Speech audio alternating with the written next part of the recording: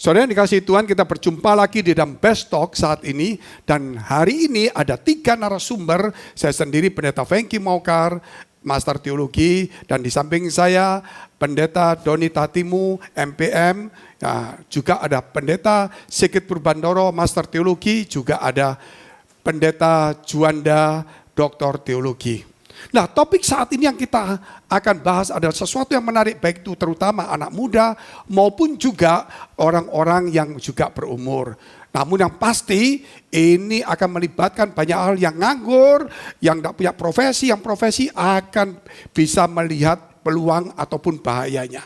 Yaitu kalau kita melihat zaman sekarang, anak muda juga tentunya umum juga, yaitu menggunakan media untuk supaya dia terkenal, supaya dia menjadi YouTuber, dapat income atau menunjukkan prestasinya.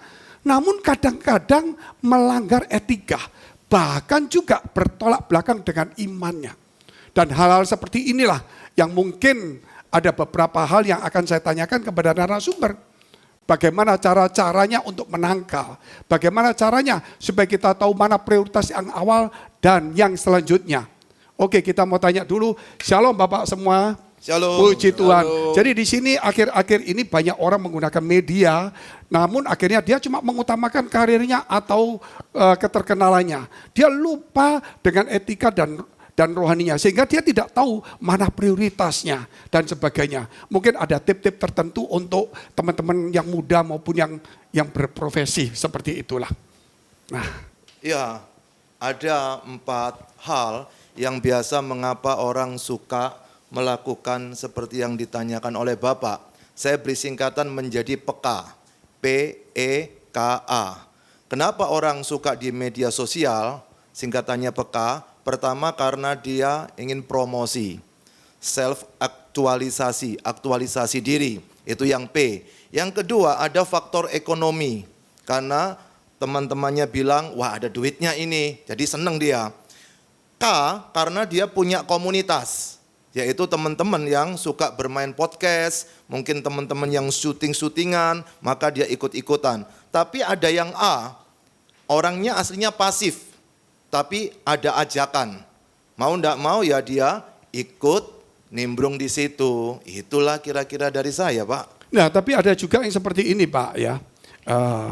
Supaya terkenal, supaya orang lihat aku, supaya aku lebih banyak followernya. Akhirnya orang itu mungkin memakai pakaian yang kurang senonoh gitu ya. Mungkin menunjukkan sesuatu yang dilarang. Akhirnya mungkin menyedrai atau melukai atau membuat sesuatu yang membuat masyarakat resah. Itu loh. Nah, apakah seperti ini, tip-tip ini yang seharusnya tidak diperbolehkan. Nah, bagaimana cara dia memperbaikinya atau menggunakan dengan baik? Mungkin ada yang bisa bicara? Silakan Pak Saya Sigit. Pak Fengki. Dari pengamatan beberapa hal yang seperti menjadi topik kita saat ini, faktor keluarga mempengaruhi Pak, besar sekali. Bagaimana waktu anak ini masih bertumbuh, sejak anak-anak, remaja, dan menginjak lebih lanjut, ayahnya, ibunya, atau mungkin juga omnya ya yang baik ya, memberikan motivasi dan arahan hidup. Kemudian dengan siapa dia bergaul? Katakanlah di kampus, karena saya 2-3 kali menjadi pembina UK3 ya, unit kegiatan kerohanian Kristen dari ya 2 perguruan tinggi di Surabaya waktu-waktu lalu.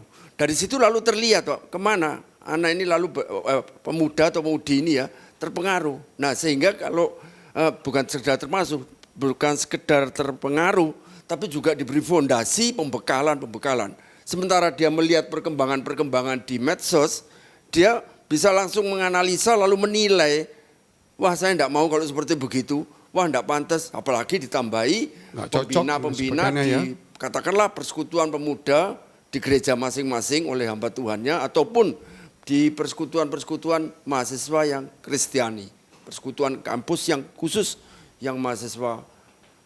Ya ini kebetulan karena ada komunitas Pak. Karena dia punya komunitas di gereja atau persekutuan, tentunya ada sesuatu yang menghalangi. Nah jikalau tidak ada prioritas, tidak ada komunitas ini, apakah bagaimana dia harus menentukan mana prioritas, mana yang tidak? Mungkin ada yang bisa memberitahu supaya anak-anak muda ini tahulah prioritas itu, apakah dengan aku menjual diriku, gayaku seperti gini, aku terkenal, apakah nanti kemudian bisa tercapai cita-citaku. Kan banyak orang contohnya ya, saya kasih contoh supaya mudah. Ada yang YouTuber sampai di tebing, sampai di pinggir kereta api, sampai menyerempet bahaya, akhirnya toh kecelakaan.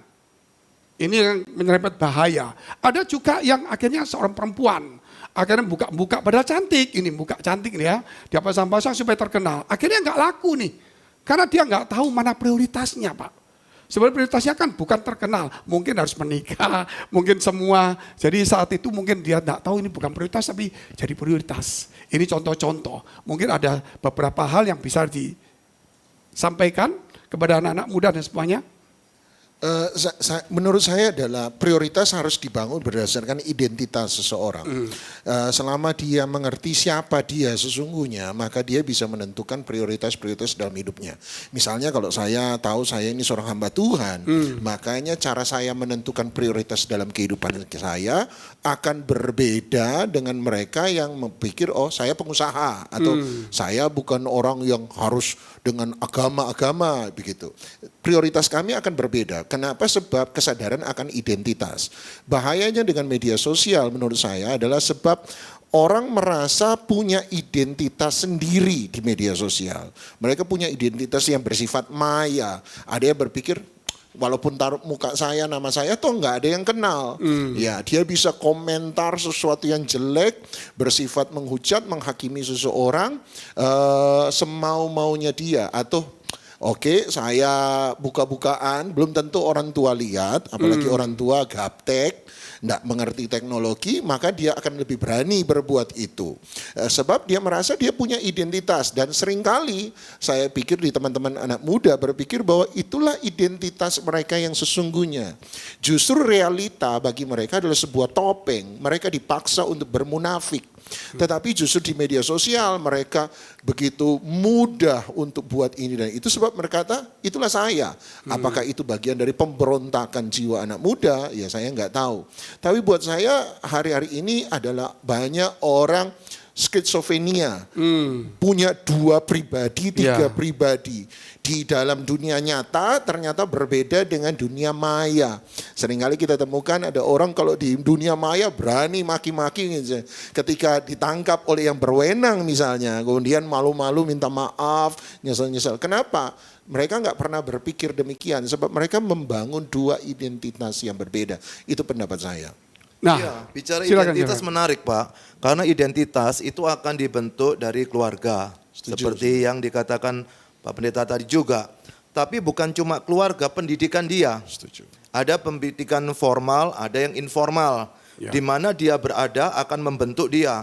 Kalau dia kumpul sama penjahat gitu. Lingkungan juga pergaulan. Iya. Ya. Nah yang ketiga memang lingkungan. Nah itu yang membentuk, karena bagi orang-orang yang tampil syur, bagi dia hal yang biasa karena tergantung etikanya. Iya, etikanya yang seperti apa. Kalau dia kurang menor, maka dia tidak akan dihargai oleh lingkungan. Makanya tujuannya adalah bagaimana orang menghargai dia. Pengaruh filosofi ke yang golongan muda itu juga kuat sekali loh Pak pengaruhnya Pak. Contoh saja pengaruh postmodern sama post-truth. Waduh, diem-diem menjalar sehingga ini yang aku setuju, aku maunya sendiri. Apa kata orang, omong kosong, pokoknya saya begini. Tapi ada juga yang masih terbuka untuk diingatkan, dinasihati, entah oleh orang tuanya, entah oleh konselor, entah oleh hamba Tuhan di gerejanya. Hati-hati loh, kamu harus hidup yang memuliakan Tuhan dan jadi teladan, jadi berkat dan seterusnya. Sehingga dia lalu nginjak rem, iya ya, aku mau menuju ke jalur yang salah. Tapi yang repot yang nekat Pak. Itu kan nanti risiko aku sendiri yang tanggung. Kadang-kadang nekat karena dia sudah ingin terkenal jadi lupa semuanya lah. Nekat gitu. Begini Pak, mauku tanggung jawabku, bukan urusan Anda bertanggung jawab. Gitu loh Pak. Nah ini saya teringat Pak, waktu saya kecil celana sobek itu kan malu toh. Tapi sekarang kalau nggak disobek malah dia celana-celana di mall tuh yang sobek-sobek lebih mahal daripada celana yang utuh. Loh, saya banyak punya celana sobek, kalau ada yang mau mungkin bisa minta ke Nah saya itu, juga. berarti kan ide zaman dulu itu. Nah, justru celana yang sobek ini sekarang lebih mahal dari yang biasa gitu loh. Itulah. Ini kita malu ya. Tapi beginilah, kita ngomong-ngomong begini ya. Contohnya begini salah satu. Mungkin dia buka-bukaan bagi dia supaya orang tertarik begitulah. Memang berhasil menarik banyak orang nih. Tetapi yang datang itu hidung belang. Ya. Orang-orang tidak sesuai yang dia inginkan. Ini anak muda atau perempuan atau siapapun juga. Atau mungkin bukan berbentuk seperti pakaian ciur, mungkin etika atau tingkah laku, termasuk hobi juga. Mungkin dia mau tunjukkan hobiku seperti ini nih, bener kan? Seperti ini nih loh, supaya orang terkenal aku. Malah nanti dia dapatnya orang yang mungkin hobinya seperti itu, yang nggak mau kerja. Wah, ini jadi masalah. Jadi mungkin kita masuk ke poin kedua, bagaimana sekarang antara hobi dan profesi selama pandemi ini membedakan dan kerjasama, jangan saling membuat sesuatu yang merugikan gitulah.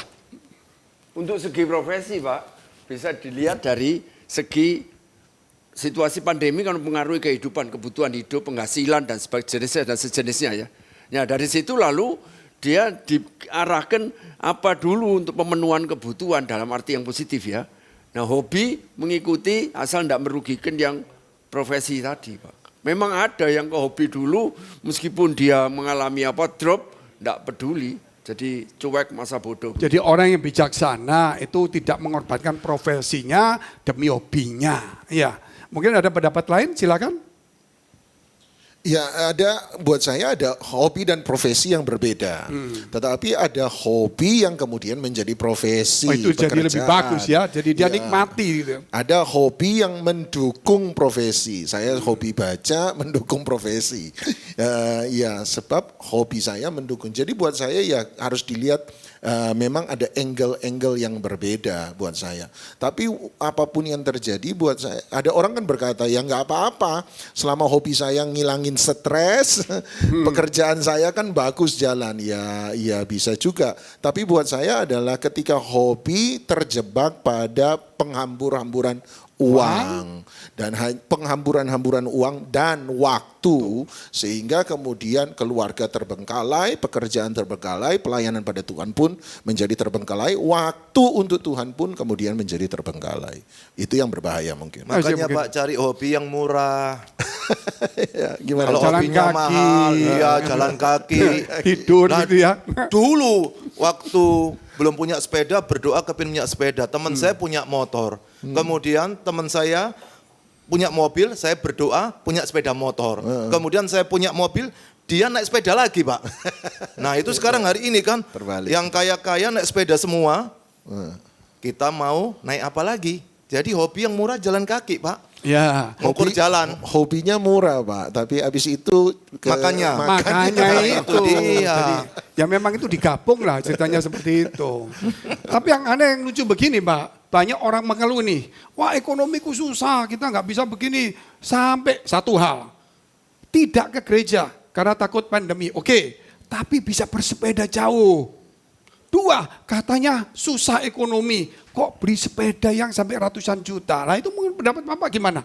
Itu perubahan hobi. Dulu hobinya ke gereja, sekarang hobinya jalan-jalan. Jadi Pak. merugikan ini. berarti Iya. ini. Jadi merusak profesi yang baik. Nah ini. Nah, mungkin ini kan Ibadah ada juga masa kan. hobi, Pak. Nah ya dianggap aja itu satu Bisa hobi. mungkin jadi hobi, Pak. Satu Ya, kisah lah. itu logika terbalik, Pak. Iya bukan pasti ibadah itu hobi bukan hanya cuman membeda. Apa itu tiba-tiba dia membalikkan tangan gitu saja lah. Kalau saya bilang logika terbalik, sebab kumpul di gereja takut, pergi liburan di Bali nggak ada masalah. Gitu. Akhirnya Buat pulang saya itu masalah logika, ya jadi masalah. Buat saya itu logika terbalik. Berarti kan hanya jangan-jangan saya setuju dengan Pak Johanda. Gereja hanya dilihat sebagai hobi Nah, tadinya, ini, sebagai Pak. sesuatu yang ya sudah. Bukan satu kehidupan. Betul, betul. Ibadah harusnya menjadi kehidupan, bukan sebuah kebiasaan saja. Buat saya itu yang mungkin harus digarisbawahi. Mungkin ada yang lain ini. Ini Pak Juanda yang bikin masalah baru ini sekarang cuma diam saja. Gitu loh. Lah Pak itu hobi ke gereja toh Pak. Nah. Ada hobi pelayanan. Ya, tapi ada Iya. memang betul-betul pengabdian. Pelayanan iya, ada yang hobi. betul. Ya itu Ada yang hanya hobi. mengalihkan saja. Saya punya teman hobi pacaran. Tapi enggak mau pacaran beneran. Kan hobi itu Pak. Ada yang gini Pak, daripada sumpek di rumah di gereja ya. Ada hobi sumpek juga Pak. Jadi begini, kalau kita melihat ya tadi didukung ada hobi yang dengan profesi itu bisa nyambung. Tetapi ada hobi yang bisa merusak profesinya. Iya, betul. Bahkan yang terakhir bagaimana cara mengelola hobi, orang kan nggak bisa dilarang nih Pak.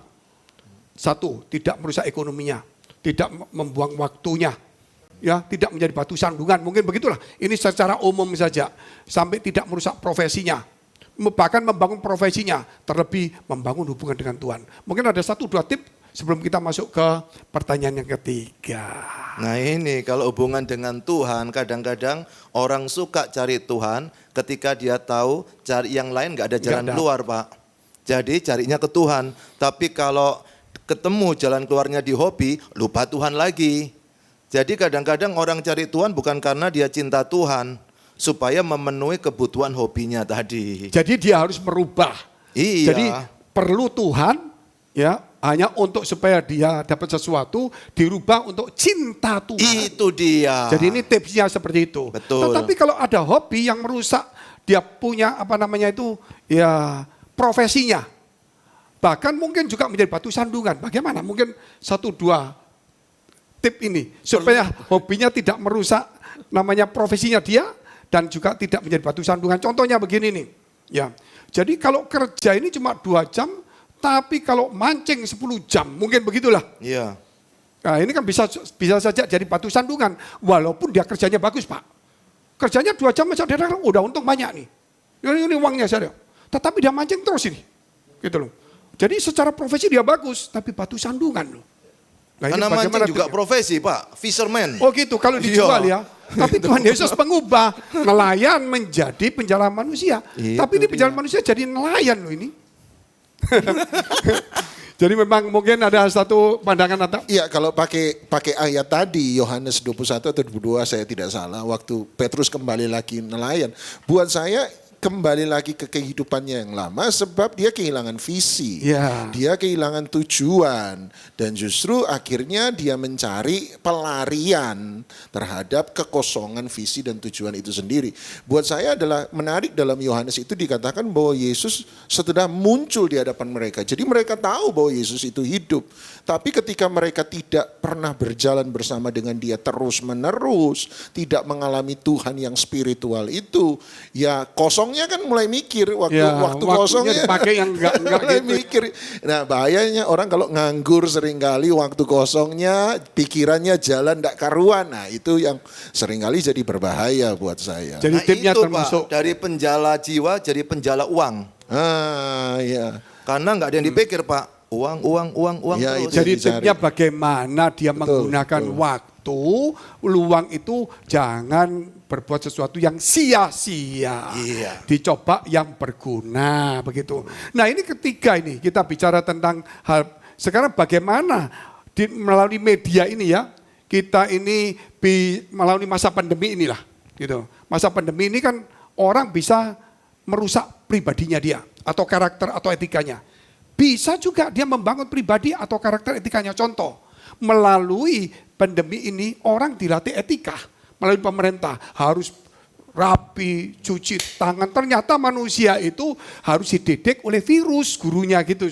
Iya, jadi betul. kalau dididik oleh orang-orang pandai tidak bisa. Susah. Tuhan aja susah. Nah ini bagaimana cara membangun di masa pandemi ini Pak. Membangun pribadinya seseorang, karakter dan etikanya. Masa pandemi ini jangan sampai kita malah merusak begitu loh. Ada tip-tip untuk membangun waktu mereka nganggur di rumah atau waktu senggang, contohnya. Tadi dikatakan Pak Doni, membaca. Kebetulan seorang pendeta baca buku rohani. Nah mungkin ada seseorang yang mungkin membaca kesehatan. Terus membagikan ini loh, yang saya baca untuk bagus untuk kamu. Jadi orang respect ini bagus juga nih. Ini salah satu contoh. Mungkin ada begitu banyak contoh, tip-tip yang lain deh. Iya, biasanya orang itu ingin melakukan ketika dia tahu apa yang menjadi tujuan dia. Ketika Pak Doni suka baca karena buat materi khotbah kan? Iya. Nah kalau yang enggak pernah khotbah, baca-baca juga buat apa bagi dia? Maka tentu dia, Bapak senyumnya enggak ngasik juga Pak ya? Pengetahuan Pak. Oh pengetahuan ya. Baca koran juga boleh loh itu Iya, kan. baca komik juga Media. boleh kan. Ini tahu-tahu dia main silat sendiri Tapi jangan Pak. salah menggunakan. Itu iya. Pasti harus tahu tujuan hidupnya dulu. Kalau tahu destininya dia, mau jadi apa, dia akan melakukan itu sesuai dengan stepnya dia menjadi target akhir dari hidupnya. Ya, saya kasih contoh sekali lagi Iya. nih ya. Contohnya saya ini tidak suka masak ini Pak. Karena tiba-tiba mama saya laki-laki nggak bisa masak nih. Saya suka makan, Pak. Di rumah, itu nanti cocok sama saya. Cocok gitu. Jadi di rumah akhirnya waktu yang saya luangkan nggak suka masak dong. Betul kan? Ya saya nganggur. Nah ini kan merusak pribadi tambahan. Laki nganggur nggak kerja, memang nggak ada kerjaan kok suruh kerja. Nah mestinya supaya membangun pribadi, mungkin saya nggak suka masak, saya baca buku masakan. Nah saya buku masakan, terus saya mulai masak. Kemudian masakan saya kirim orang, resepnya saya kirim orang. Itu membangun pribadi karakter yang bagus, bukan merusak di masa pandemi. Walaupun tidak suka, tapi dia harus suka demi kebaikan. Ya, kurang lebih gitu kan? Nah, apa yang dia suka, kalau tidak demi kebaikan, jangan dilakukan. Nah, mungkin ada tips seperti itu selain itu. Ya bagus, mungkin Pak Sigit yang lebih senior, Pak. Enggak, lebih senior umur itu. Iya. Iya, tipnya tambah banyak biasanya, Pak. Tip recorder. Begini, Pak. Memang apa yang disampaikan oleh Bapak tadi betul semua ya. Hanya saya tinggal menggaris bawahi saja, Iya. Pak. Oh enak ini paling. Nambah apa sudah komplit itu. Ini loh untuk lebih memacu di jalur yang sudah benar tadi, Pak. Karena pengaruh sudah benar ya. Kemudian pengaruh entah itu di tempat kerjanya, entah dengan tetangga-tetangga di mana kliknya ini berkumpul, bisa membuat dia kehilangan arah, Pak. Contoh saja, Pak. Pemusik-pemusik rohani ya. Beberapa diantaranya saya tanya, ya apa masih gini? Aku sekarang Gimana masanya masa gitu ya? sekarang kan masih musik Pak, tapi di kafe, di NC, night club maksudnya. Gini-gini. Lo kok bisa enggak tahu ya, arah saya kok lebih cocok ke sana. Iya. Ternyata dia tertarik ke itu, tapi ada juga yang motif ini. Ya. Nah, itu lalu Mungkin akhirnya karena gereja tutup itu Pak. Loh bukan Pak, gerejanya jalan. Tapi ini karena Untuk menambah penghasilan atau Iya. memang dia ingin mengalihkan profesi. dan juga ingin ada lebih dua hal ya. terkenal, Pak. Ada lagi tahu seorang yang dulu bersih lalu kemudian saya sindir, Pak. Celanamu kenapa? Tadi kecelakaan dia. Padahal saya tahu kalau di bolong-bolong itu tadi. Yang Seni, lubang-lubang itu. Lubang-lubang tadi. Itu ternyata apa? Dia ingin yang ngikuti mode yang sedang berlangsung. Tapi akibatnya, Pak, tim pemusik di gereja yang bersangkutan kekurangan yang memang Oh, ini ahli. berarti meninggalkan pelayanan. Iya, arahnya menjadi ke Dengan sana. talenta yang sama pergi ke dunia. Tapi tidak talenta lagi kalau Ya sudah itu talentanya keluar. digunakan untuk dunia lah. Iya, Pak. Betul gitu kan. Nah, itu yang ya, pasti menyedihkan. tidak boleh. Kecuali mungkin dia menambah penghasilan. Tapi hati-hati juga kan. Jangan sampai menjadi batu sandungan. Tadi yang saya tanyakan mungkin Pak Doni bisa membantu. Jadi apa yang kita suka kalau tidak baik untuk orang lain jangan lakukan. Apa yang kita tidak suka kita lakukan untuk kebaikan orang lain. Gitu. Ya itu makanya tadi disebut etika ya. Bahwa segala sesuatu yang dikerjakan kan ada yang namanya etika. Rambu-rambu yang mengarahkan kita pada jalur yang benar. Dalam pekerjaan juga ada namanya etika. Dalam kehidupan ada yang namanya etika. Ya dalam hobi juga seharusnya kesukaan kita juga. Dalam bermedia sosial atau dalam hobi manapun juga ada etika. Jangan sampai kepentingan saya pribadi, Filipi 2, itu lebih utama daripada kepentingan orang lain. Atau lebih saya agungkan lebih, yang penting kan saya begini, seringkali kita bersembunyi di balik, yang penting kan saya begini, saya enggak ngapa-ngapain, saya enggak ganggu orang. Ya mungkin kamu enggak ganggu orang, tetapi caramu dan melakukan itulah yang kemudian membuat orang merasa terganggu. Gitu loh. Kalau saya beri contoh, saya pendeta misalnya, saya pendeta, mohon maaf, kalau saya ke diskotik, midnight club gitu ya saya enggak ngapa-ngapain, cuma masuk, duduk, minta air mineral mungkin. Tetapi kan waktu saya masuk, persepsi orang sudah ada terhadap saya. Ya, itu yang mungkin bisa jadi batu sandungan. Saya realitanya saya mungkin tidak mengapa-ngapain. Saya kan tidak ngapa-ngapain di situ. Tapi kan persepsi yang dibangun dari apa yang saya lakukan itu sudah buat orang jadi batu tersandungan buat saya. Jadi saya harusnya enggak lakukan itu. Itulah cara saya etika. Misalnya gereja yang terbiasa memberi persembahan misalnya kepada pendeta yang melayani. Secara etika kan bukan etika. Kalau saya melayani kemudian saya langsung, saya dapat berapa? Mana persembahan saya? Bayar di depan dulu dong, bayar uang tiket, uang jalan. Loh, secara etika mungkin itu hak saya. Tapi secara etika kan itu sudah Semua tidak jadi benar. Orang Terkejut membacanya, walaupun itu biasa ya. betul. Orang kan membacanya jadi, wah ini hamba Tuhan atau Cari hamba atau uang? uang, iya, Ya gitu. kembali ke Kok Pak Fengki bilang, hamba prioritasnya Tuhan itu. butuh uang Tuhan. atau hamba uang butuh Betul Tuhan? Tuhan.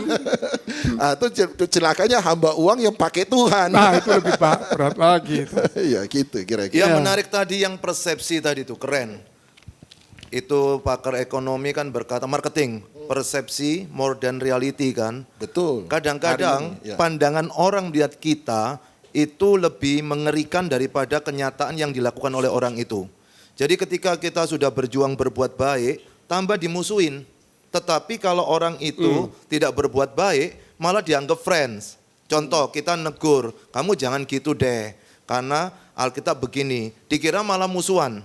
Padahal kita ngikutin apa yang ada di Alkitab. Seperti Paulus pernah katakan, lakukan segala sesuatu seperti untuk Tuhan.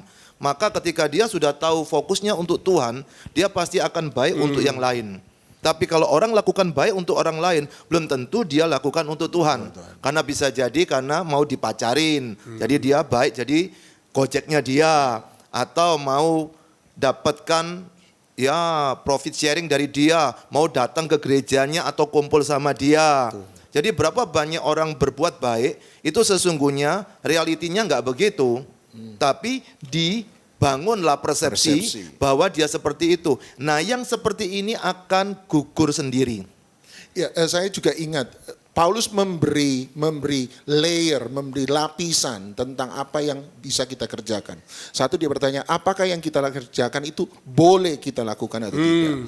Yang kedua, kalaupun boleh, dia berkata, apakah itu membangun atau tidak? Dan yang ketiga, dia berkata, sekalipun membangun, apakah itu membawa kemuliaan bagi Tuhan atau tidak? Jadi bukan hanya karena bisa, saya kemudian melakukan.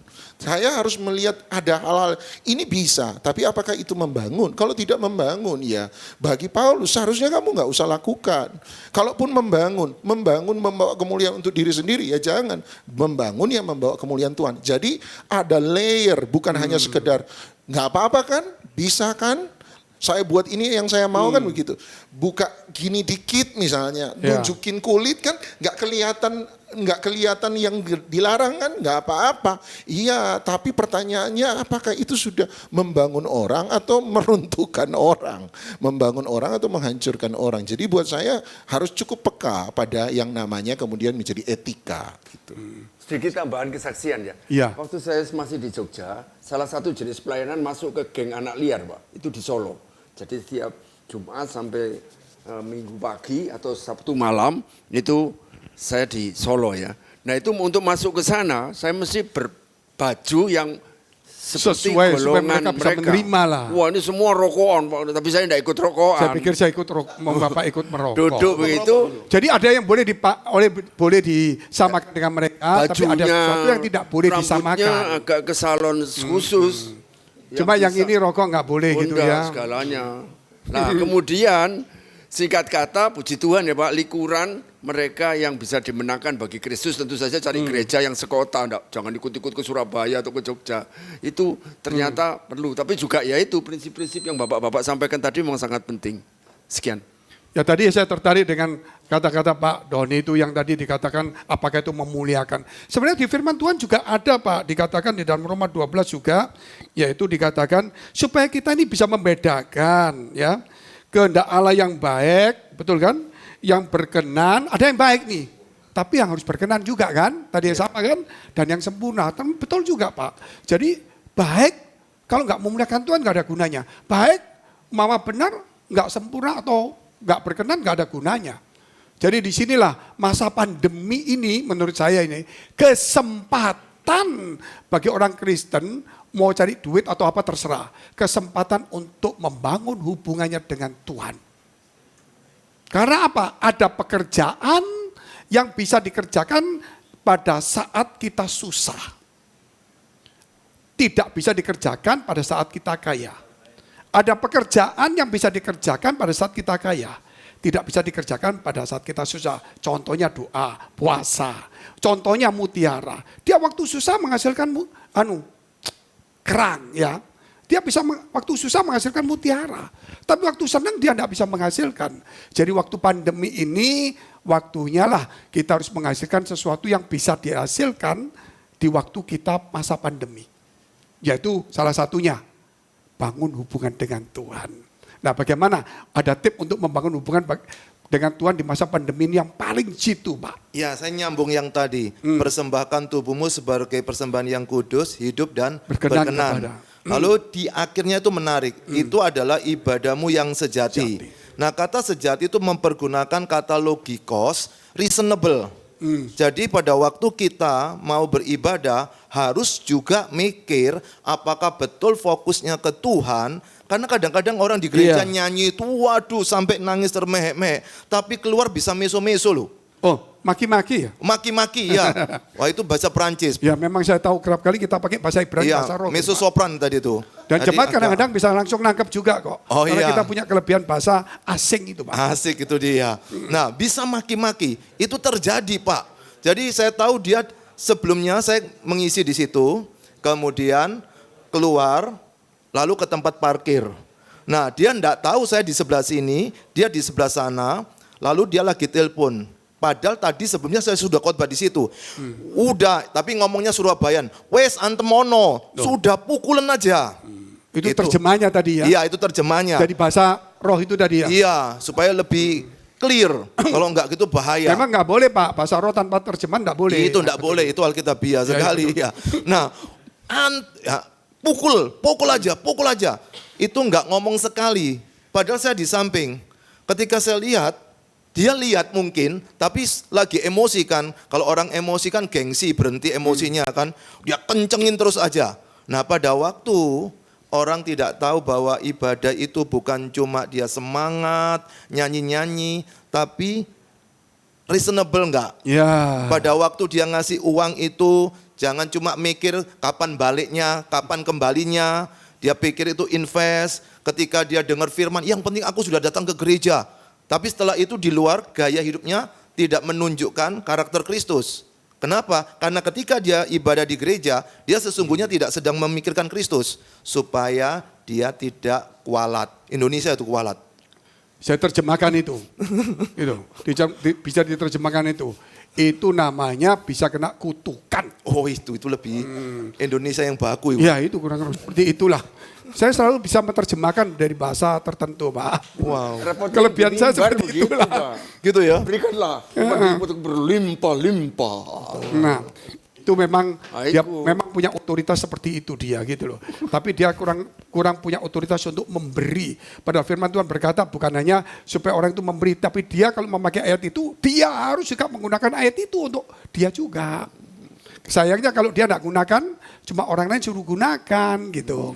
Nah ini bicara ngomong-ngomong masa pandemi ini, membangun hubungan dengan Tuhan ini. Banyak sebenarnya kesempatan kita nganggur Pak. Ini sekarang online di YouTube di mana-mana. Itu mau macam-macam pendeta, mau khotbah apa, mau 1 jam, mau pujian, mau apa bisa, mau sesat, setengah sesat, tersesat, sangat sesat, benar bisa semuanya. Betul kan? Ya ini kan semua bisa gitu loh. Loh kenapa kok cuma lihat TikTok yang buka-buka, yang goyang? Kenapa lihat YouTube yang cuma cari-cari yang seperti ini? Loh kok nggak mau cari yang positif? Katanya dia bilang, wah ini pandemi Pak, susah Pak, gitu loh. Tapi Terus, menarik. tapi dia lihat seperti itu, kok nggak lihat khotbah gitu loh ya. Nah, yang menarik lagi itu kan di Ibrani 10:25, janganlah engkau menjauhkan diri dari pertemuan ibadah-ibadah. Yang seperti dibiasakan orang. Iya, biasakan orang. Berarti dia membiasakan juga ya. Iya, kemudian dia bilang begini, ingat ketika saya Zoom itu juga pertemuan loh. Malah lebih dekat lagi dengan mukanya. Itu repot.com itu. Kenapa? Karena pertemuan waktu itu adalah orang itu beribadah berjemaat. Tetapi kalau berhenti di pertemuan, dia bilang waktu Zoom, itu saya dekat sekali sama mukanya dia. Bukan itu pertemuan yang dimaksud, tapi namanya orang kan pinter Pak. Pada waktu pandemi ini ada terobosan-terobosan, sampai saya baru tahu bahwa pertemuan itu juga bisa seperti ini juga pertemuan nanti.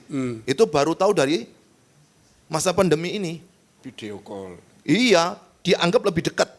daripada pertemuan di ibadah. Itu salah, karena pertemuan yang dikatakan di Ibrani itu jangan menjauhkan diri dari pertemuan-pertemuan, itu adalah pertemuan berjemaat.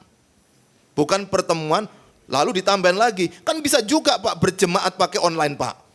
Nah namanya juga pemain sepak bola kalau nggak ke kiri ke kanan Pak. Nah sekarang bagaimana ini? Bukan hanya sepak bola kan juga sama seperti itu. Dia minimal bisa kritik tapi belum tentu bisa lakukan. Toh.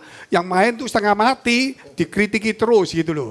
Tetapi sekarang tip untuk orang-orang Kristen Pak di masa pandemi ini, bagaimana membuang waktunya, yaitu daripada melihat sesuatu di YouTube atau di TikTok, sesuatu yang tidak berguna, dilarikan ke yang berguna. Contohnya supaya nyari khotbah-khotbah yang bagus, gitu loh. Mereka kan merasa jenuh, dengar firman lagi. Lah bagaimana tipnya supaya nggak jenuh dan mencari materi yang bagus, begitulah. Ya, buat saya adalah seseorang dinilai dari kesukaannya, apa yang menjadi dia suka. Saya kalau ditanya suka mana Pak? Emas 1 kilo atau tulang ayam 1 kilo? Saya jawab ya senang emas 1 kilo lah. Kalau anjing kalau suka tulang, anjing, Pak. iya, anjing suka beda. tulang. Anjing suka tulang, manusia suka emas. Sama orang yang kudus itu akan menyukai sesuatu yang kudus. Orang yang tidak kudus dia kasih alasan apapun juga, memang kesukaannya ya itu. Kalau kita suka cerita-cerita porno, ya kemungkinan besar otakmu otak porno. Kalau kesukaanmu adalah cerita firman Tuhan, suka dengar firman Tuhan, ibadah, berarti kesukaanmu memang di otakmu isi dengan itu. Jadi siapa kita sesungguhnya? Istilahnya balik lagi, anjing atau manusia kan gitu. Kamu kudus atau tidak kudus? Soalnya kalau enggak sama seperti Pak Juanda katakan, dioper kanan, dioper kiri, dioper kanan, dioper kiri. Manusia punya alasan. Ya, jangan begini ya. Pada dasarnya memang enggak suka, kesempatan hari ini dianggap kesempatan libur gereja, disuruh Zoom ya senang Zoom lah, dimatiin videonya ya sudah, ditinggal tidur nggak tahu pendetanya kan gitu. Sudah betul. Sudah nggak tahu. Buat saya adalah kesukaannya, berbahagialah mereka yang kesukaannya ialah merenungkan Taurat Tuhan. Saya pikir tadi mungkin digaris bawahi, kita hanya jadi orang beragama, bukan orang yang mencintai Tuhan. Itu yang bahaya mungkin. Karena Jadi bagaimana? gereja itu ongkosnya besar Pak. Kena parkir, kena persembahan. Lalu mereka di rumah enak. Ya, betul. Itu dia, ada hitungan ekonomis juga. Iya betul juga sih, kadang-kadang pandangannya seperti itu. Kalau orang cinta seseorang, dia pasti berkorban bukan jadi korban. Iya itu dia. Kalau dia merasa di gereja jadi korban, berarti dia tidak cinta Tuhan. Nah ini sebelum kita masuk ke pertanyaan yang keempat ini. Bagaimana kalau orang, tadi saya tertarik dengan kudus ini Pak. Tapi kudus dia kan masih meningkat ini rohaninya. Kudus saya selalu mendengar firman terus, saya mau cari firman. Tetapi yang dicari firman itu yang lucu-lucu, yang kesaksian-kesaksian. Ini kesempatan pandemi harus belajar. Anak-anak itu sekolah, mau cari sekolah bagus atau sekolah yang lucu. Betul kan? Dia bisa marahi anaknya, tapi dia tidak bisa. Dia protes, jangan begitu Pak, kita mau cari sudah stres ini. Kok cari khotbah yang pendidikan, kok nggak mau lucu-lucu. Ada satu tip secara singkat, supaya mereka ini bisa yang kudus, benar-benar yang kudus, dan yang dikatakan bermanfaat gitu loh Pak. Mengena Ada satu tip. pada peristiwa-peristiwa sehari-hari Pak. Mengena pada peristiwa sehari-hari dan juga yang langsung tidak langsung sebetulnya juga pada yang dibutuhkan secara mendalam, meskipun dia mungkin belum menyadari ya, bahwa dirinya krisis, rohaninya sedang rentan dan sebagainya, tapi dia gak ada kebutuhan itu, makanya disampaikan, bukan lucunya, tapi materinya disampaikan secara mudah difahami dan mengena, tentu dia akan berminat. Nah, ya ini kan bagi kita semua pembicara untuk cari bagaimana sesuatu yang supaya mereka berminat. Tapi persoalannya kalau ada jemaat cuma cari sesuatu yang lucu tapi tidak bermanfaat. Nah, contoh-contoh cuma cerita-cerita kesaksian-kesaksian tapi nggak ada pendidikan. Mungkinkah masa pandemi ini kita bisa mengalihkan pandangan kita untuk kita belajar firman, PA, sekolah Alkitab secara jarak jauh. Jadi lebih meningkat daripada sekedar mendengar. Belajarlah. Ada satu tip mungkin 1-2 menit. Tadi dikatakan dari sisi pendeta harus cari kreatif, inovatif gitu loh. Supaya jemaat senang gitu. Kalau dari sekarang tipnya untuk jemaat yang nggak mau belajar ini Pak, yang nggak mau belajar firman. Harus belajar Pak. Kalau mau, Ya, gitu aja belajar ya. kalau enggak mau belajar ya nggak bisa-bisa. Orang lapar, obatnya apa? Makan. Nggak makan juga nggak akan kenyang-kenyang. Ngantuk, tidur. Kalau mau dapat uang banyak, kerja. Jadi kalau dia enggak mau memang belajar, enggak mau firman yang bagus, meskipun pengkhotbahnya sudah bagus, tetap diterimanya enggak bagus karena enggak ampere. Ini bahasa listrik sekarang, enggak ampere. Enggak nyampe dia, mau nyampe, enggak nyampe. Khotbahnya bagus, ditinggal tidur. Tapi khotbahnya ketika ngelucu, dia langsung bisa buka mata. Berarti ampere dia. Pada waktu sinyalnya enggak nyambung. Iya. Apalagi itu. Terakhir kalau berkata gini, pendetanya ngomong yang terakhir, dia langsung bangun. Langsung bangun, iya. Tanpa ada alarm. Biar pendetanya ngomong pelan, dia bangun. Luar biasa juga. Tapi saya tertarik ini untuk menutup yang keempat. Ternyata kata Pak Juanda ini singkat. Kalau nggak mau belajar ya belajar gitu kan. Jadi mungkin saya tambah satu kata. Kalau nggak mau belajar ya belajar. Kalau nggak mau ya diajar, baru bisa. Nah kita masuk ke empat itulah. Tuhan punya cara untuk mengajar seseorang. Baik secara baik maupun dengan pandemi ini.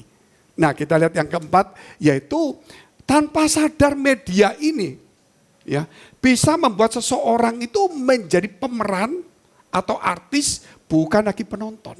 Dulu kalau orang jadi artis ini Pak ya, bayar atau bagaimana tergantung dari syaratnya produser, ada yang minor, ada yang enggak karuan, ada yang sampai ya enggak karuan lah gitu. Tetapi sekarang orang enggak perlu lagi daftar. Dia di rumah bisa jadi artis ini gitu loh. Jadi artis. Lah tidak disadari mereka bahwa media ini menjadikan dia pemeran. Kerap kali dia menjadi penonton. Terus kalau dia menggunakannya, dia lupa kalau pemeran sehingga dia merusak dirinya sendiri. Nah mungkin ada sesuatu yang bisa dikasihkan ke teman-teman supaya jangan jadi penonton saja. Supaya dia ingat kalau media ini jadi pemeran. Jadilah pemeran yang baik. Mungkin bagaimana caranya? Sebagian jemaat Pak dari survei, sebagian ya enggak semua banyak, enggak tahu persentasenya. Dia suka pada katakanlah khotbah ya, atau pembicara yang memenuhi seleranya. Wah ini cocok mbak aku, cocok sama dengan saya, maaf. Dengan demikian dia lalu fanatik ke yang itu biasa seperti itulah, nah, memang itu. umum seperti itu. Nah yang difanatik kebetulan maaf saja, kurang berisi, kurang bermutu. Ya tadi lucu. Nggak ada isinya. Kurang isinya. Kalau isinya bagus nggak apa-apa, arahnya jelas. Nah itu sekarang sebagian ngetren di situ Pak. Ya tapi juga ada yang mungkin kita bicara tentang khotbah ini, ngomong khotbah lagi nih Pak. Bicara motivasi akhirnya. Oke lah, ada yang pakai motivasi, ya itu benar atau tidak benar ya tergantung masing-masing. Ada yang bicara ini itu ya terserah lah, terserah masing-masing. Cuman tadi katakan orang yang kudus, cari yang kudus yang berfaedah. Nah sekarang kita bicara tadi ini, bagaimana setiap orang menyadari bahwa handphone ini adalah sepertinya sutradara kita. Harus berhati-hati menggunakan ini. Kita nggak menjadi penonton. Kalau nggak salah teori Abraham Maslow tentang teori self-achievement, aktualisasi, maka di situ setiap orang ingin bisa tampil. Disitulah kemudian banyak yang mengajak dia atau mungkin ada pengaruh dari luar, ada yang membakar, maka dia ingin tampil. Kalau dulu tampil susah, ya, karena kita mudah karena terbatas oleh tidak adanya yang menyiarkan. Sekarang media penyiaran begitu banyak, semua bisa tampil sesuai dengan unek-uneknya dia. Ini bahasa Indonesia, unek-unek. Langsung diterjemahkan aja ke bahasa bahasa rohani. Iya. Sesuai dengan keinginannya dia. Ya. Maka yang terjadi, apapun yang dia kerjakan, dia ingin jelek, bagus, yang nggak peduli. Yang penting tampil. Maka itu ada yang seronok, ada yang nggak karuan, nggak jelas, ada yang kacau, tapi yang penting tampil. Nah pada waktu tampil itu ada kata orang sih, itu lebih bagus Pak, untuk satu obat untuk menghindarkan atau menghilangkan keminderan dia. Padahal orang minder sama orang sombong itu kan sama. Hampir ya. Iya, mendekati. Orang sombong itu mindernya terbuka. Kalau orang minder, sombongnya tertutup. Dua-dua dikasih tahu susah untuk berubah. Kadang-kadang minder di atas sombong itu ya. Itulah. Jadi tergantung orangnya Pak. Karena dia ingin tampil. Ya mungkin Pak Doni. Iya, kalau buat saya ya setuju sih bahwa orang itu ingin tampil sehingga ingin aktualisasi dirinya. Kalau media sekarang bukan lewat karya tetapi lewat performance-nya dia. Jadi buat saya adalah dia ingin mencari, ya sekarang kan cari jempolnya orang itu loh. Like, subscribe, paling enggak aktualisasi diri, ingin mendapatkan kepuasan dari penerimaan orang lain. Nah, yang berbahaya adalah buat saya mereka yang hidup hanya dari penerimaan orang lain itu akan mati karena penolakan orang lain. Dan di kasus-kasus awal kita temukan ada banyak orang yang ketika diberi hate comment, diberi komentar yang penuh kebencian, ada orang yang memilih bunuh diri. Nah, itu di karena ya anak-anak muda kita dulu juga banyak yang mengalami itu. Kenapa? Sebab jangan-jangan mentalnya adalah mereka mencari aktualisasi diri, penerimaan diri itu ingin dipuji. pujinya dia. Tetapi ketika dibenci, wah itu benar-benar atau dibenahi nggak mau. Sangat menusuk dalam. Buat saya, satu, manusia harusnya hidup bukan dari pujian manusia, tetapi manusia itu hidup dari pujiannya Tuhan. Tuhan Yesus bahkan berkata di Yohanes 5, aku gak pernah mencari hormat dari manusia. Dia hanya mencari perkenanannya Bapa. Dan buat saya adalah kita belajar di situ. Bahwa sebenarnya, mari yuk, penerimaan terbesar kita justru dari Tuhan. Jadi ketika saya menggunakan media tadi, saya akan menggunakan media yang bertanggung jawab. Sebab saya bukan sementara mencari kesukaannya orang, kebenarannya orang, saya akan hidup benar. Satu titik Petrus berkata, kalau kamu lakukan apa yang Yesus katakan, tidak akan ada hukum kok yang menganiaya kamu, nggak ada. Tidak ada satu hukum pun yang akan mencela atau menghukum engkau karena kamu ada dalam kebenaran, kecuali karena imanmu sendiri.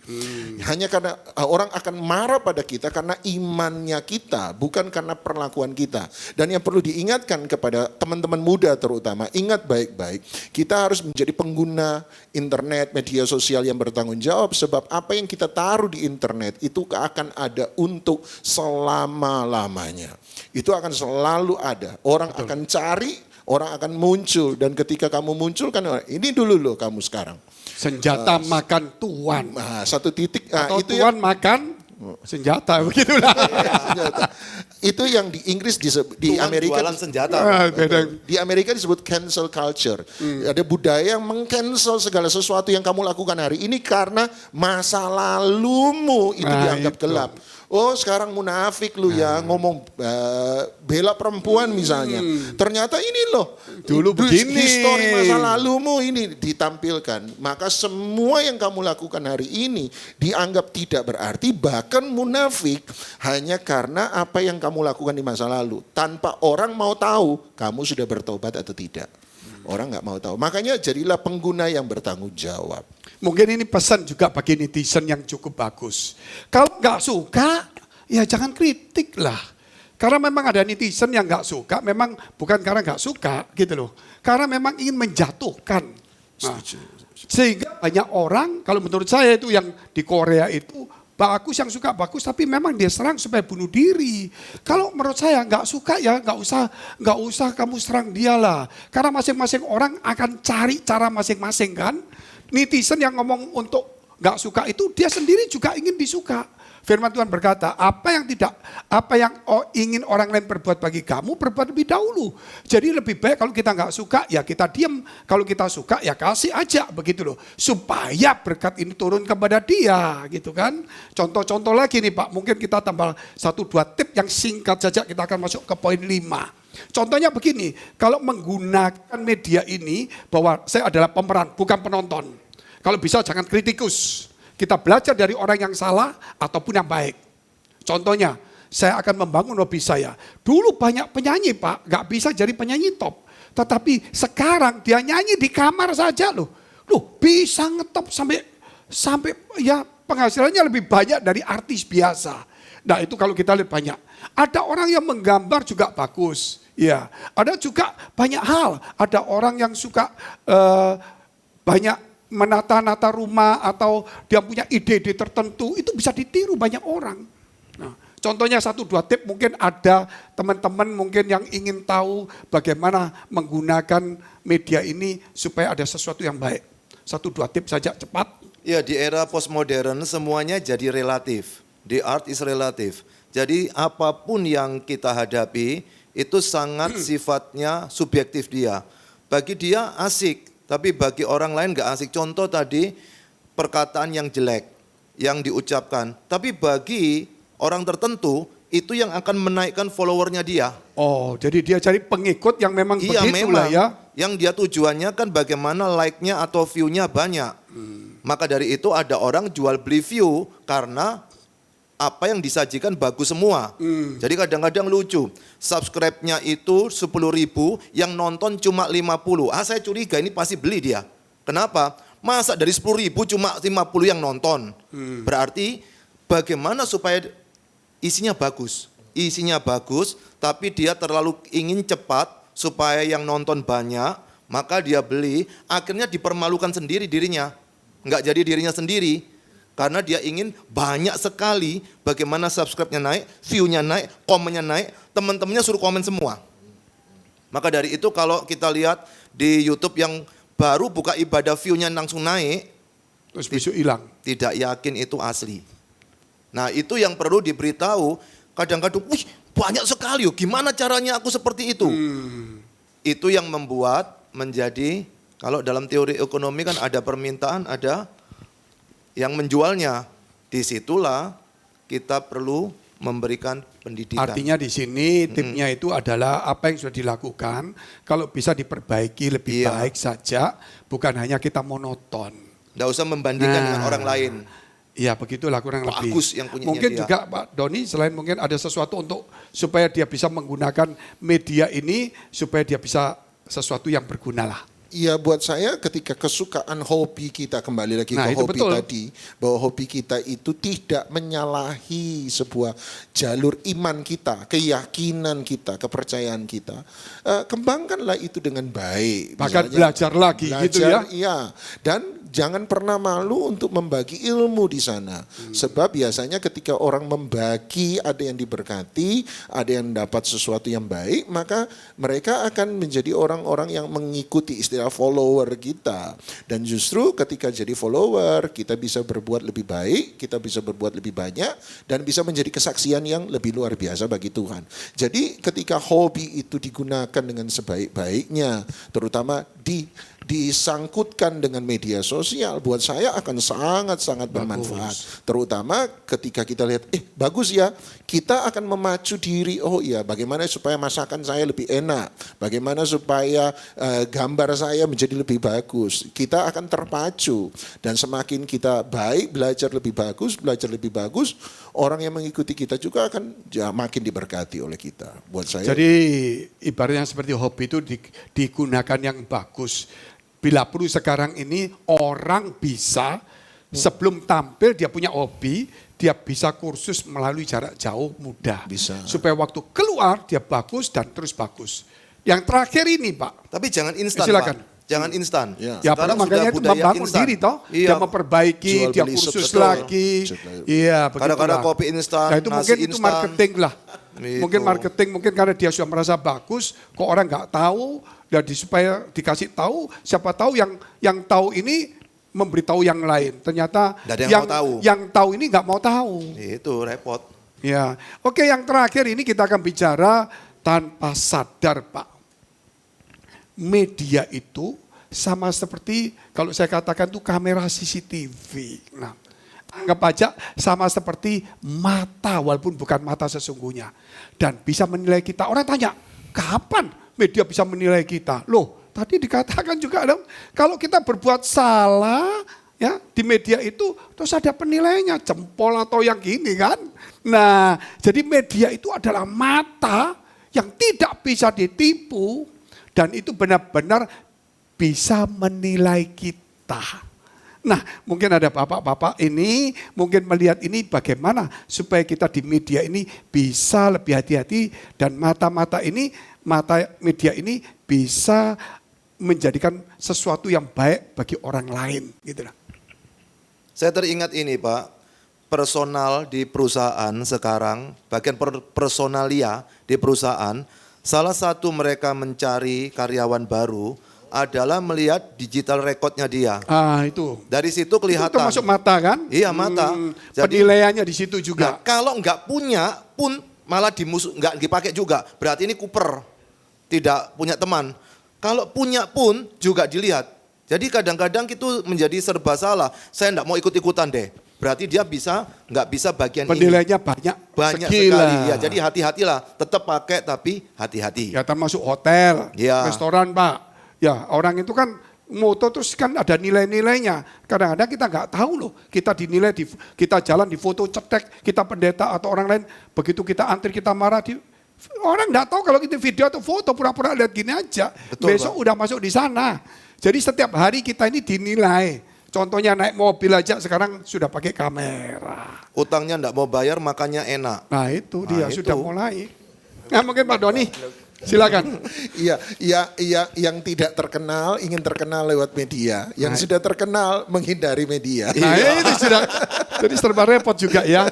Nah, Sebab takut ada yang aneh-aneh. kalau dilihat di foto, jadi dia jalan tutup. jalan sama orang lain, Ah. kena itu marah-marah, kena Terutama gini. orang yang ditahan itu Pak. Iya. Atau orang yang kena kasus langsung nutup semua. Iya. Padahal kalau dia mau terkenal buka aja ini loh aku kan gitu ya. Penjahat kelas 1. Nah itu loh, sebenarnya jadi orang itu punya hati nurani Pak. Betul. Dia mau terkenal kan, wah aku buka ini, aku mau rusak, mau apa. Tapi ketika dia ditangkap karena sesuatu, kenapa dia tidak mau nampil gini kok ditutup? Sebenarnya hati nuraninya tahu. Dia tahu, cuma gak mau tahu. Ya. Nah inilah hati-hati dengan mata-mata di sekeliling kita media ini. Ya, mungkin ada satu dua lagi nih, seru sekali ini. Begini Pak, ada orang yang bertipe nameless, faceless Pak. Tidak cari nama, tidak cari muka. Padahal dia katakanlah pandai, berpengaruh besar di bidang pengetahuan ilmu pengetahuan. Ada Pak. Jadi Anda buat apa Pak Sigit? Menonjol-nonjolkan ya. Yang penting dibuka Tuhan saya berkenan, begitu. Nah itu benar, nggak masalah. Tapi media ini mata. Kalau dia baik, kenapa nggak ditunjukkan juga pada orang lain? Nah, dia tidak Bukan berarti menunjukkan diri. menunjukkan kebaikannya, bukan. Firman Tuhan mengatakan, biarlah perbuatan baikmu dilihat orang Oh, iya. dan memuliakan Tuhan. Jadi bukan kita berbuat baik supaya ditunjukkan, bukan. Perbuatan baik itu juga perlu untuk mata-mata ini supaya melihat walaupun kita nggak menonjol, mungkin gitu kan? Bukan berarti terus kita tunjukkan saya nggak baik nih, ini saya baik, bukan nggak boleh juga. Jadi ada yang punya ilmu tadi dikatakan, terus nggak perlu. Menurut saya juga dia nggak bisa seperti itu Pak. Ilmu Karena padi ini soalnya. akhirnya mati itu, akhirnya ilmunya habis. Tapi kalau itu ilmu pengetahuan Pak, pasti publikasi dia. Nggak tahu itu dia masuk Scopus, nggak tahu dia masuk di jurnal. Wah lebih Bukunya. ngetop lagi dia. Iya, karya-karya bukunya. Iya ya. lebih banyak lagi. Nggak mungkin karena orang-orang yang lebih tua itu tidak terbiasa dengan itu. Tetapi hari ini memang sudah era informatif, era digital, era teknologi, era yang sangat terbuka. Dan buat saya adalah di sini ada pertempuran besar bahwa saya dulu waktu TikTok kan taunya yang sure tadi itu. Tapi ternyata hari ini banyak tuh yang pakai TikTok juga untuk Nyampaikan khotbah satu firman atau dan apa sebagainya. motivasi ya. Media akan selalu menjadi tempat pertempuran dan kembali lagi siapa yang menguasai media, siapa yang menguasai informasi, dialah yang akan menguasai. Jadi mau tidak mau orang baik juga harus belajar menguasai. Iya, Harus. sebab jangan pasif dong. itu Nanti yang orang jahat pertanyaan. akan masuk menguasai. Betul. Itu Jadi yang boleh dibilang, agresif dong ya. ketika kebohongan dibilang terus menerus, maka kebohongan itu akan menjadi kebenaran. Itu yang ditakutkan. Ketika hari ini kan terjadi kembali lagi sempat disebut berkali-kali tentang dunia posmo hari ini. Hari ini kan berarti peperangan sesungguhnya adalah ketika kebenaran harus diberitakan dengan makin kuat seharusnya. Kalau enggak, generasi baru akan menjadi generasi yang benar-benar menjadi bisa mengambil semua isem-isem aliran-aliran pemikiran-pemikiran tidak benar. Dan kebenaran akhirnya menjadi relatif. Nah itu kan yang bahaya. Kebenaran menjadi relatif, yang penting saya suka. Berarti kembali lagi jatuh pada dosa di mana manusia mengambil apa yang dia mau. Itu yang berbahaya. Kebenaran harus bicara lebih kuat hari ini. Nah, berarti saya setuju juga. Jadi yang baik, yang benar ini juga harus jangan diem karena baiknya jangan diem. Justru karena baiknya dia harus bicara lebih banyak. Jangan takut seperti orang tua ngomong sama anaknya. Oke, karena waktunya kita sisa sedikit, mungkin ada 1-2 hal yang mau dibicarakan atau tip-tip tertentu, silakan. Saya mungkin di tengah-tengah dunia yang mempromosi banyak kejahatan, sebarkanlah lebih banyak kebajikan. Di dunia yang mempromosi lebih banyak dusta, sebarkanlah kebenaran. Di dunia yang lebih banyak mempromosi kebencian, sebarkanlah kasih. Hari ini bukanlah hari dunia media sosial, suka tidak suka akan sangat-sangat besar. Hidup kita harus benar, tindakan kita benar, perkataan kita benar, sehingga kita dapat mempermuliakan Tuhan. Itu dari saya, mungkin Bapak-Bapak. Oh sama. Jadi inilah saudara-saudara kita setelah selesai bincang-bincang ini. Sama. Jadi kalau kita melihat, kalau ingin terkenal, jangan membuat orang lain menderita. Kalau ingin kita menjadi kaya, jangan pernah memiskinkan orang. Kalau kita ingin menjadi sesuatu yang punya jabatan besar, jangan merendahkan orang lain. Karena apa yang kita perbuat, itu bukan karena tindakan kita menjatuhkannya. Tetapi sebenarnya kita akan juga menerima penjatuhan kemudian. Ingat, media itu adalah mata. Media itu adalah satu kesempatan digunakan yang baik atau tidak baik. Media itu juga tanpa sadar membuat kita sepertinya menjadi lukisan. Jangan cuma melihat orang lain saja, tapi kehidupan kita ini menjadi lukisan. Entah itu di rumah, entah itu di gereja, orang akan melihat kita apakah itu menjadi satu pemandangan yang indah atau merusak. Oleh karena itu media sudah begitu lebar. Kita di tempat ini bisa tersiar ke sana. Sesuai firman Tuhan berkata, di akhir zaman, deru perang dan semuanya akan tersiar dalam waktu singkat. Kesempatan kita untuk mencari yang kudus dan yang berfaedah. Terima kasih, sampai jumpa. Tuhan Yesus memberkati. Terima kasih Bapak-bapak semuanya. Terima kasih, God Pak. bless. God bless Tuhan too. memberkati.